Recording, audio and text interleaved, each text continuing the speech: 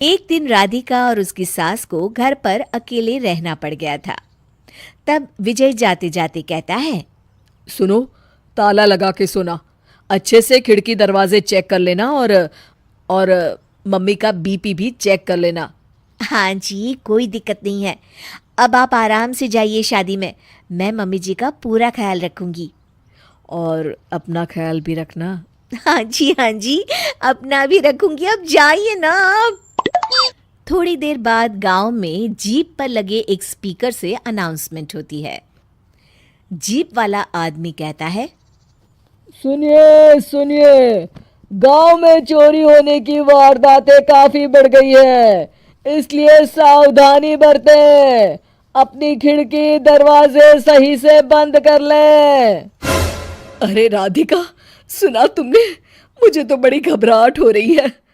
नहीं मम्मी जी, आप घबराइए मत। मैं हूं ना। मैंने सारे खिड़की दरवाजे बंद कर दिए हैं और कुछ भी होता है तो पुलिस का नंबर तो है ही मेरे पास।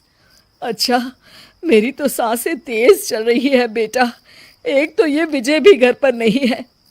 मम्मी जी, वो भी जल्दी ही आ जाएंगे। मेरी अभी फोन पर बात हुई थी। आप बस रिलैक्स रहिए। उधर दूसरी तरफ दो चोर रात में गांव में चोरी करने का प्लान बनाते हैं। दोनों सास बहू अकेली है उस घर में। अच्छे से पता लगाया नो? हाँ, कोई और नहीं है घर पर। अच्छा मौका है हाथ साफ करने का। अरे वाह, अब आएगा मजा। देर रात को जब सब कुछ सुनसान होता है, दोनों चोर गांव की तरफ निकल जाते हैं। अरे कौन सा घर है? वो कोने वाला, तुम बस मेरा पीछा करो। ठीक है ठीक है। दोनों दबे पांव बचते बचाते राधिका के घर के बाहर तक पहुंच जाते हैं।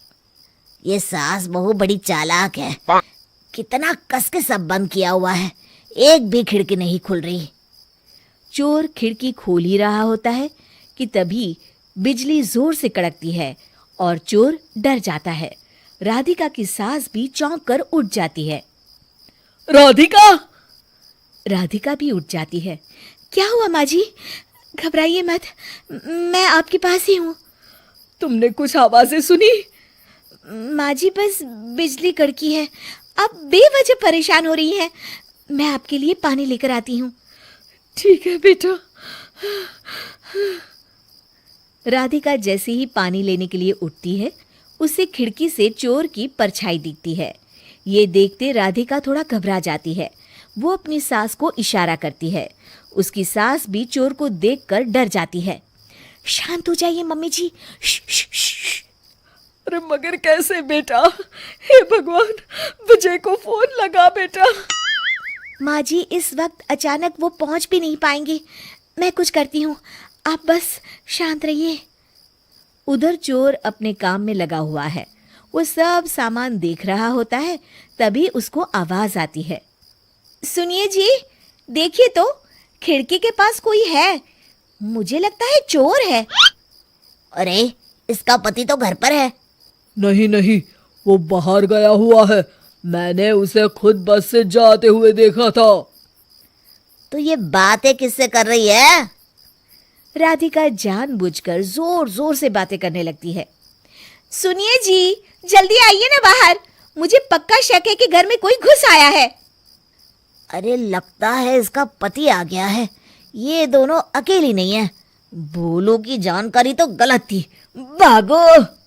चोर घबराकर जल्दी जल्दी बाहर की ओर भागने लगते हैं। तभी एक चोर का पांव फिसल जाता है, मगर वो फिर से जल्दी से खड़ा होकर भागने लगता है। वो गली के कोने तक पहुंचने ही वाला होता है कि पुलिस उसको पीछे से आके पकड़ लेती है। अरे रुको तो, किधर भाग रहे हो दोनों? कब से तुम दोनों की तलाश थी हमको? साहब, छोड़ दो हमको साहब। हमने कुछ नहीं किया। अच्छा, तो इतनी रात को क्या यहाँ जॉगिंग करने आए थे? हवलदार, दोनों को हथकड़ी लगाकर गाड़ी में बिठाओ। तभी पीछे से राधिका भी आ जाती है। मैम, आपने बड़ी बहादुरी दिखाई। अगर सभी आपके जैसे नीडर नागरिक हो तो कितना अच्छा हो। सर, आपको मेरी सासू माँ ने फोन किया था। उनका ही आइडिया था ये। हाँ, और चोर को डराने का आइडिया तो राधिका का था। बहुत ही समझदार और नीडर है मेरी बहू। चलिए, आप दोनों का ही बहुत बहुत शुक्रिया। आपने इन चोरों को पकड़वाकर देश की मदद की है। और हाँ, पुलिस स्टेशन आकर अपना इनाम जरूर से ले लीजिएगा। और अगले दिन विजय शहर से आ जाता है। वो अखबार में तस्वीर देखता है जिसमें राधिका और माँ इनाम ले रहे होते हैं। माँ, आपको कोई चोट तो नहीं आई है ना? अरे ना बेटा ना, जब तक राधिका साथ है तकलीफ कैसी। राधिका, तुम ठीक तो हो ना? I am so proud of you Radhika, तुम बहुत ही समझदार हो।